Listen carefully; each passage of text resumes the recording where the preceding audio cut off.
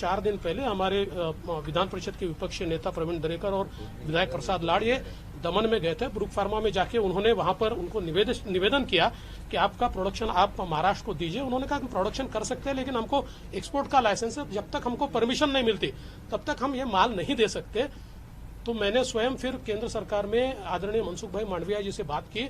मनसुख भाई मांडविया जी ने उनका टाइप रेड्डी से कर दिया ताकि उनके लाइसेंस पर ये प्रोडक्शन कर पाए।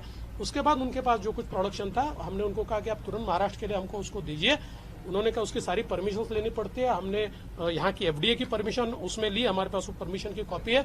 वहाँ की एफडीए से हमने बात की, उनको हमने कहा कि भाई स्वयं हमको मंत्री जी ने उसकी परमिशन दिया, कल उनकी भी परमिशन हमको उन्होंने कहा कि हम दे रहे हैं। और ये सारा जो कुछ माल अभी ज्यादा नहीं था, जो कुछ माल मिल सकता था वो महाराष्ट्र में लाने वाले थे। आज दोपहर में हमारे जो एफडीए के मिनिस्टर साहब है उनके पीए ने ओएसडी उन्होंने उनको फोन करके एक प्रकार से धमकी दी कि ऐसे कैसे आप इनको माल दे रहे हो और हमको माल आपने देना चाहिए, इनको कैसे दे रहे हो। और उसके बाद प्रवीण दरेकर जी ने भी उनसे बात की, हमने उसको रिकॉर्ड कर लिया है।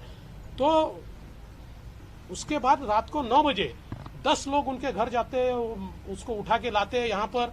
और जब हमने यहाँ पर आकर पूछा तो अब डीसीपी हमको ये कह रहे हैं कि भाई हमने तो केवल हमको कुछ इंटेलिजेंस मिला था कि कुछ एक्सपोर्टर्स के पास 60,000 वायल्स है और इसलिए हमने उसकी जानकारी लेने के लिए। मैंने बोला स्पेसिफिक आपके पास इनके पास कितना ऐसा कुछ आया है या इनके एक्सपोर्टर के पास है कोई आपके पास? बोले नहीं। फिर उन्होंने कहा कि हमने उनको लेटर भी दिखाया कि एफडीए ने इनको परमिशन दिया, तो उन्होंने कहा ये लेटर हमको कम्युनिकेट ही नहीं हुआ था।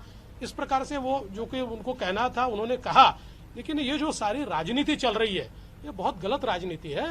हम महाराष्ट्र के लिए प्रयास कर रहे हैं, उल्टा मनसुख भाई मांडविया जी ने इनको ब्रुक फार्मा को बताया कि आपका प्रोडक्शन फुल स्केल पे जाएगा तो आप मैक्सिमम प्रोडक्शन ये महाराष्ट्र को दीजिए।